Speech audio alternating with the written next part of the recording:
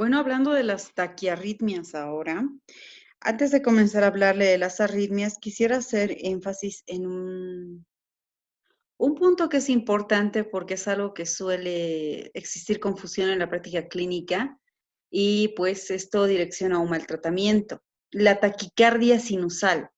¿Qué es la taquicardia sinusal? Es todo ritmo que cumpla con los criterios de ritmo sinusal, cuya frecuencia cardíaca esté más de 100 latidos por minuto. Eso es una taquicardia sinusal. No se olviden, cumple criterios de ritmo sinusal. La taquicardia sinusal siempre, siempre, siempre, siempre tiene etiología. Siempre. Y su etiología suele estar relacionada con dolor, con infección, con alza térmica, con desaturación. O sea, siempre hay que buscar una causa etiológica que esté desencadenando esta taquicardia sinusal y tratar la causa. No se debe dar antiarrítmicos a una taquicardia sinusal. Parecería raro lo que les estoy diciendo, pero es algo que se ve que cometen este error en práctica clínica y eso no se debe hacer. Si tienes un paciente que tiene una taquicardia sinusal de 130, 140 latidos, pues fíjate la saturación, fíjate si no está infectado, si no está con fiebre, si no hay dolor y se debe tratar la causa. Bueno, habiendo hecho este paréntesis, vamos a hablar de lo que son las taquiarritmias. Como regla principal, lo que tienen que saber es que ante toda arritmia cardíaca, si el paciente está inestable hemodinámicamente, se debe hacer cardioversión eléctrica. No nos interesa el tipo de arritmia, solo sabemos que el paciente está inestable y se tiene que hacer cardioversión eléctrica. Entiéndase entiéndase inestabilidad como aquel paciente que tiene alteración del estado de conciencia y alteración de la presión arterial. Está por debajo de 90-60. Entonces, ese paciente, cardioversión eléctrica porque nos puede hacer paro cardiorrespiratorio. Si ustedes se presentan, o sea, si entre ustedes se presenta un paciente con arritmia cardíaca que está estable, les está hablando, de hecho ha acudido a su consulta o ha acudido a la emergencia, pues entonces nos da tiempo de evaluar el ritmo cardíaco. Y lo primero que se tiene que hacer es un electrocardiograma. Y nos permite clasificar este tipo de arritmia. Lo primero que tenemos que ver es si esta arritmia tiene QRS estrecho o QRS ancho. Si tiene QRS ancho, existen muchos diagnósticos diferenciales, pero el principal es la taquicardia ventricular. QRS ancho, el diagnóstico principal es una taquicardia ventricular.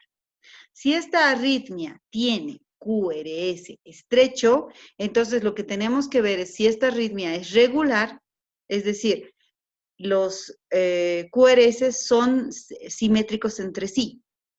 Eso es regular. O irregular. Los QRS van cada uno por su lado. No son la distancia no es simétrica entre sí. Si es regular, entonces estamos ante una taquicardia supraventricular que puede ser un flutter, puede ser intranodal, puede ser una vía accesoria, puede ser una taquicardia auricular. Si es irregular, lo más frecuente es que sea una fibrilación auricular. ¿Por qué? Porque la fibrilación auricular es la más arrítmica de las arritmias. Ahora, voy a comenzar explicando con electrocardiogramas para que se den cuenta.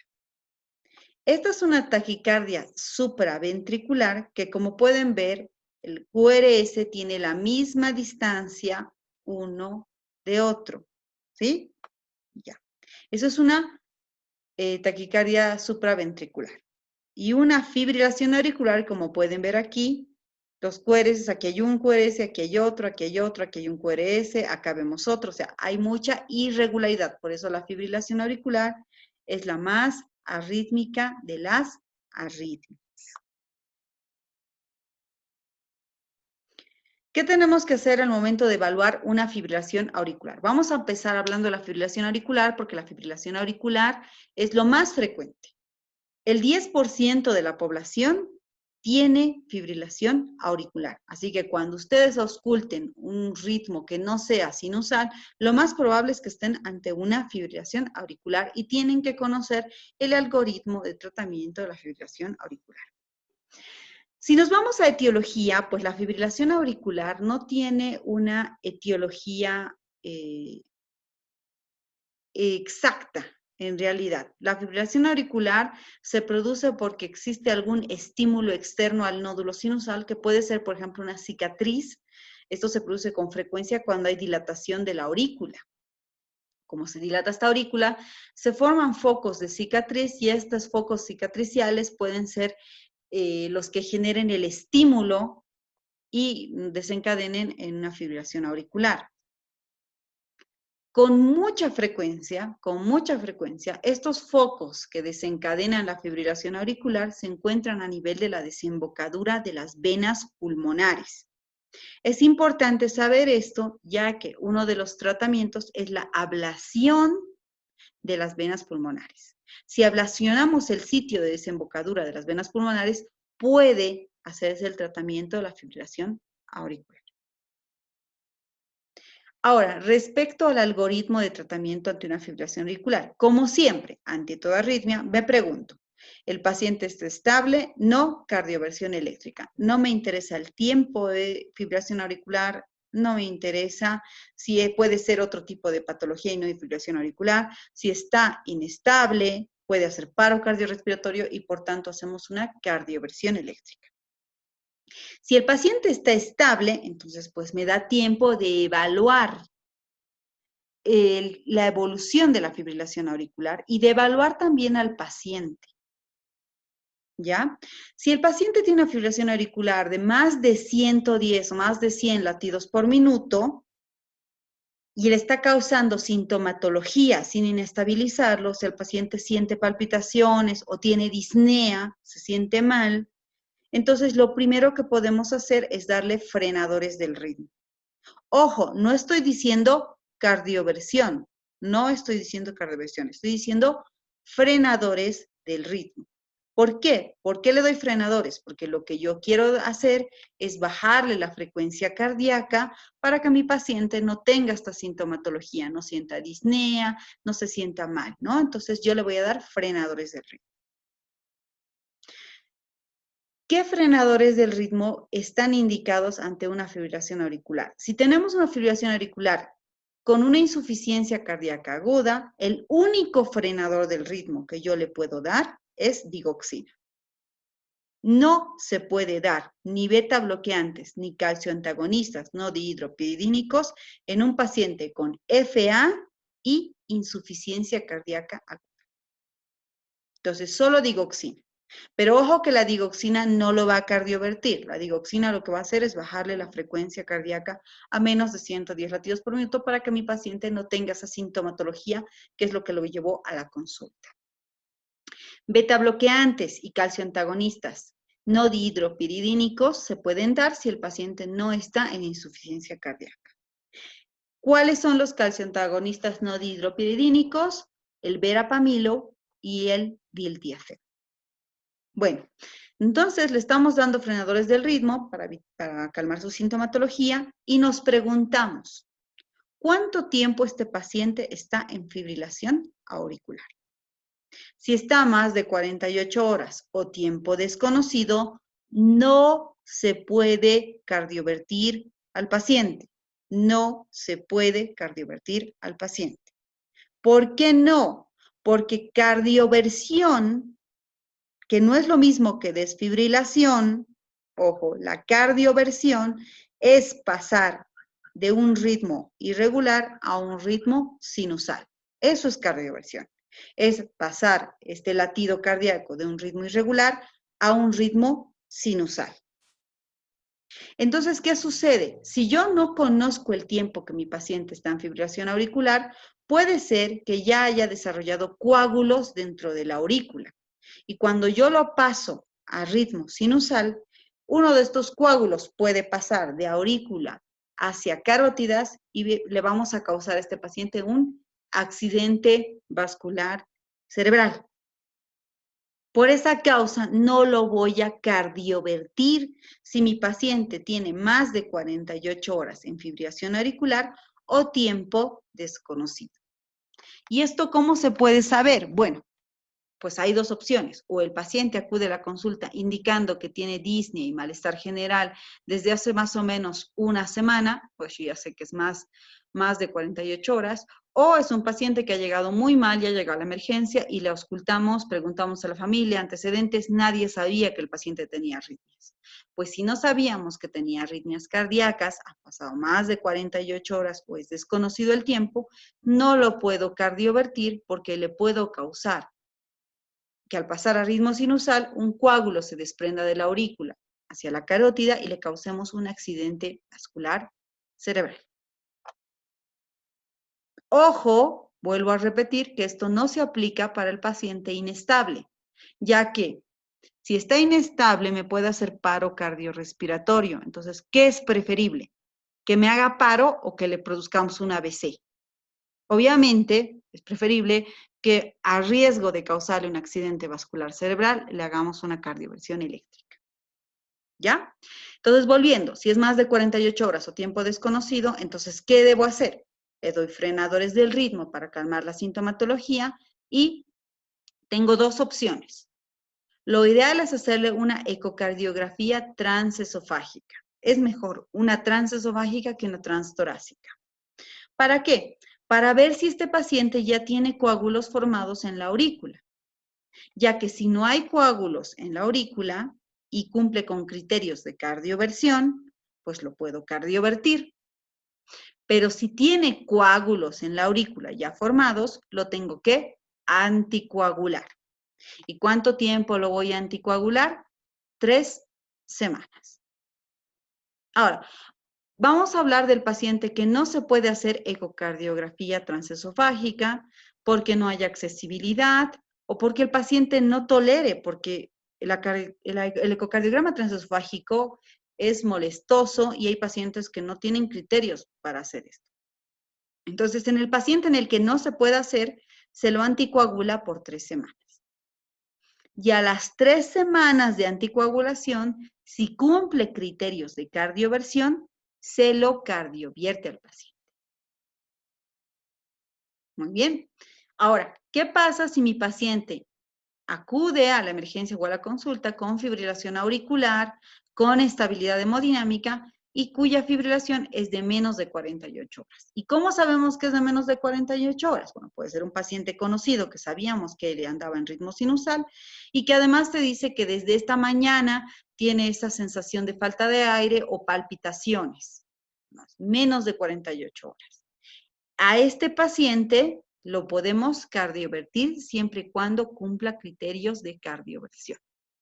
Ya, ¿y cuáles son esos criterios? Bueno, si es un paciente con un corazón que posiblemente tenga morfología normal, un paciente joven, por ejemplo, pues claro que se lo puede cardiovertir. ¿Por qué? Porque si es un paciente anciano con un corazón ya con dilatación de cavidades, una aurícula muy dilatada, cardiovertirlo no es de mucha utilidad, porque lo vamos a cardiovertir y va, como tiene una aurícula dilatada llena de cicatrices, va a volver a entrar en fibrilación auricular. Entonces, generalmente pacientes ya con cardiopatía estructural o ancianos no son candidatos a la cardioversión. También no es candidato aquel que ya ha tenido más de 2 cardioversiones. ¿Por qué? Porque no va a ir bien, ya lo han cardiovertido más de 2 veces y es posible que ahora tampoco vaya bien. Entonces, no se los cardiovierte. Pero a los que sí puedes cardiovertir, un paciente joven, un primer episodio de fibrilación auricular, no hay anomalía estructural muy manifiesta, entonces sí se los puede cardiovertir siempre y cuando sean menos de 48 horas del episodio.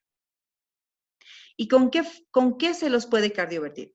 Se puede hacer una cardioversión eléctrica y si no va a tolerar el paciente la cardioversión eléctrica, porque para cardioversión eléctrica tenemos que sedarlos, se puede hacer una cardioversión farmacológica, que es lo que generalmente está más a la mano en las emergencias.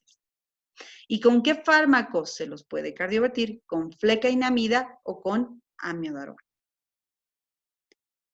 De elección, la flecainamida, pero lo que usualmente contamos en todas las emergencias es la amiodarona. Entonces, la cardioversión se puede hacer tanto con flecainamida como con amiodarona.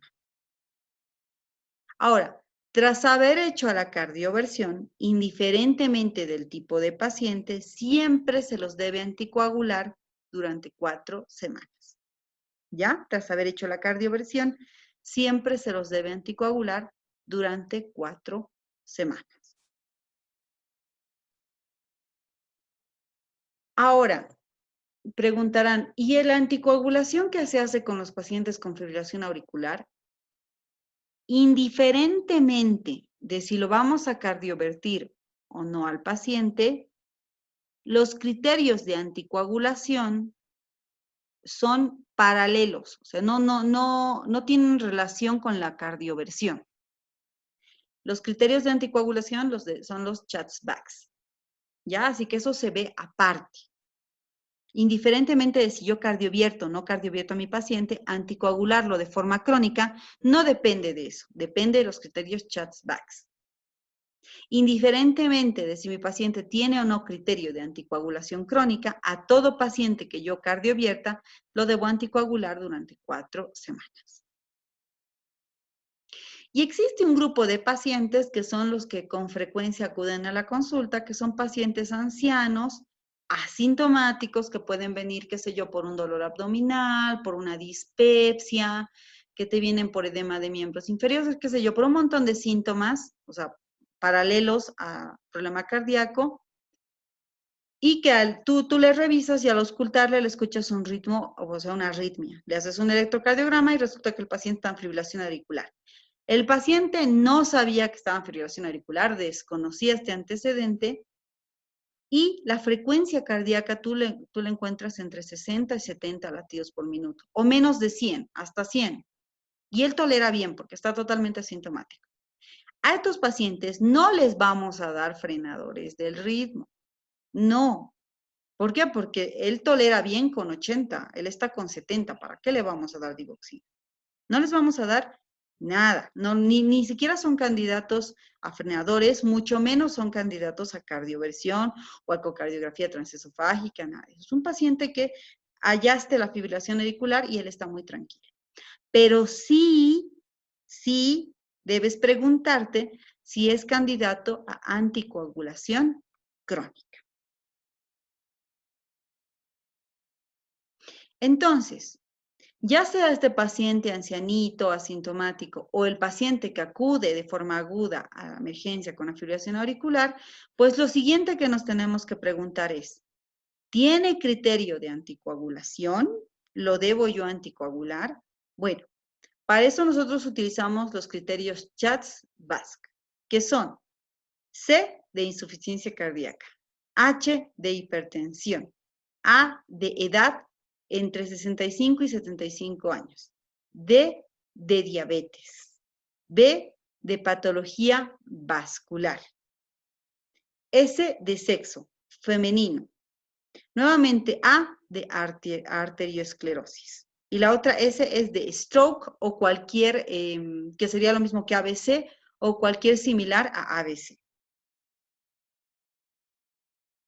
Si el paciente cumple con 1 o 2 criterios CHADS-VASc, es candidato a la anticoagulación crónica. O sea, si tiene insuficiencia cardíaca, hipertensión arterial, más de 75, entre 65 y 75 años, diabetes, un accidente vascular cerebral o un similar, arteriosclerosis y sexo femenino, es candidato a la anticoagulación crónica. Antiguamente, lo que se decía es que si el paciente tenía 1 punto, se le daba aspirina. Y si el paciente tenía 2 puntos, se lo anticoagulaba. Eso ya no es así. Actualmente tenga 1 o 2 puntos, ya es candidato a la anticoagulación crónica, excepto si el criterio único es sexo femenino. Si el criterio único es sexo femenino, no se lo anticoagula de forma crónica. Es decir, el sexo femenino se suma a otro antecedente, qué sé yo, una mujer con fibrilación auricular que ha tenido un ABC, bueno, Ya son dos cosas, entonces la anticoagulo de forma crónica. Una mujer con hipertensión arterial sistémica y fibrilación auricular, se la anticoagula. ¿Se entiende? Entonces, si el único criterio es femenino, no es criterio, no se lo cuenta como criterio. El sexo femenino solo cuenta cuando se suma a otro criterio. En este recuadro te pongo los criterios que sí o sí son indicación absoluta de anticoagulación crónica en un paciente con fibrilación auricular. Un paciente con miocardiopatía hipertrófica, congénita, que vamos a ver en el tema de miocardiopatías, un paciente con fibrilación valvular, es decir, que tiene prótesis mecánica o que tiene una estenosis mitral severa. Un paciente de más de 75 años con FA se lo anticoagula, indiferentemente de que tenga otro criterio, o un paciente que haya tenido un stroke, un ABC o un equivalente al stroke. Estos son criterios de anticoagulación crónica que son indiferentes del tiempo de la fibrilación, indiferentes del paciente sea sintomático o no. Indiferentes. Yo encuentro un paciente con fibrilación auricular y debo evaluar si tiene o no criterios para anticoagulación crónica. ¿Y con qué los vamos a anticoagular? Bueno, los podemos anticoagular con anticoagulantes orales, que es la warfarina o el acenocumarol, cualquiera de los dos, y ya saben cómo se utiliza, o los anticoagulantes de acción directa, que tenemos al rivaroxaban, al apexaban, al dabigatran, que también se pueden utilizar. ¿Cuál es la diferencia? La warfarina o el acenocumarol no tienen contraindicación, sino si el paciente tiene criterio de anticoagulación, le doy cualquiera de los dos. Pero los anticoagulantes de acción directa están contraindicados en el paciente con prótesis valvular mecánica. Es decir, si tengo un paciente con prótesis valvular mecánica, no le puedo dar anticoagulantes de acción directa. Por lo demás, puedes utilizar uno u otro. Bueno, entonces ya hemos evaluado el algoritmo diagnóstico y tratamiento de la fibrilación auricular, ya hemos evaluado los criterios de anticoagulación y ahora nos queda evaluar, ¿debemos darle antiarrítmicos a este paciente? Bueno, lo primero es decir que la recurrencia de la fibrilación auricular, una vez que hemos hecho la cardioversión, no influye en la mortalidad. Es decir, si mi paciente ha sido cardiovertido, vuelve a entrar en FA, vuelve a ser cardiovertido, vuelve a entrar en FA, pues no influye la mortalidad, así que en determinado momento se lo puede dejar al paciente en fibrilación auricular con frenadores del ritmo y anticoagulación si corresponde. Entonces, ¿cuándo voy a dar antiarrítmicos? Cuando el paciente pues tenga mucha sintomatología y ha tenido muchos episodios de cardioversión. Entonces, como una medida para evitar que vuelva a entrar en FA, tras cardiovertir a un paciente que ha tenido más de 2 episodios que han sido mal tolerados, se les puede dar antiarrítmicos. En el resto de los pacientes no está indicado dar antiarrítmicos. Por eso les decía yo, un paciente ya mayor de 70 años que esté con 70 latidos por minuto, nada. Y si es un paciente mayor de 70 años con cardiopatía estructural que tiene más de 100 y le causa sintomatología, frenadores del ritmo. Betabloqueantes, calcioantagonistas no dihidropiridínicos si no está en insuficiencia cardíaca y digoxina si está en insuficiencia cardíaca. Por último, la última de las opciones de tratamiento en un paciente que se quiere intentar tratar la fibrilación auricular, porque no siempre tiene éxito, es la ablación a nivel de la desembocadura de las venas pulmonares, porque suele ser el sitio que con mayor frecuencia desencadena fibrilación auricular. Entonces, para que quede claro, acá les dejo un ejemplo con un paciente joven. Vamos a poner una paciente de sexo femenino, joven, que ha consumido bebidas alcohólicas durante 2 días, porque no se olviden de la taquicardia del fin de semana, que es una fibrilación auricular y puede ser desencadenada por un desequilibrio electrolítico, ¿no? La paciente consume mucha bebida alcohólica y ha generado desequilibrio electrolítico y llega a la emergencia con fibrilación auricular. Entonces es menos de 48 horas, porque una paciente joven que no tenía ningún antecedente y el antecedente es que ha bebido sábado o domingo y el domingo en la noche nos llega a la emergencia con fibrilación auricular. Bueno, si es menos de 48 horas, evaluamos. ¿Está inestable? Cardioversión eléctrica. ¿Está estable? Puede ser eléctrica o farmacológica dependiendo de qué está a la mano, ¿no? Si la puedo sedar, entonces se le hace cardioversión eléctrica, y si no, farmacológica, ya sea con flecainamida, que es de primera elección, o amiodarona, que es la de segunda elección. Como le he cardiovertido, sí o sí, siempre, siempre, siempre, siempre, se la debe anticoagular durante 4 semanas. Ahora, ¿debe recibir antiarrítmicos profilácticamente esta paciente? No. ¿Por qué? Porque es su primer episodio. Es una joven y tiene un primer episodio. Hemos dicho que los antiarrítmicos se dan en el paciente que ha tenido más de un episodio y lo damos tras una segunda o cardioversión para evitar que vuelva a caer en FA. Pero en esta paciente que ha sido su primer episodio, no le voy a dar antiarrítmicos. ¿Le debo anticoagular de por vida tras concluir sus 4 semanas? Vamos a evaluar criterios CHADS-VASc. ¿Esta paciente joven de 20 años tiene insuficiencia cardíaca? No. ¿Tiene hipertensión arterial? No. ¿Tiene más de 75 años? No. ¿Tiene diabetes? No. ¿Ha tenido un ABC o equivalentes a ABC? No. ¿Tiene arteriosclerosis? No. ¿Más de 65 años? No. ¿Sexo femenino? Sí. Pero ¿basta solo el sexo femenino para anticoagular de por vida? No. Por tanto, a esta paciente solo la vamos a cardiovertir, le vamos a dar su anticoagulación por 4 semanas y le vamos a advertir que no vuelva a cometer estos errores de consumir alcohol tan agudamente, ¿no? Este sería el algoritmo diagnóstico y terapéutico de una fibrilación auricular.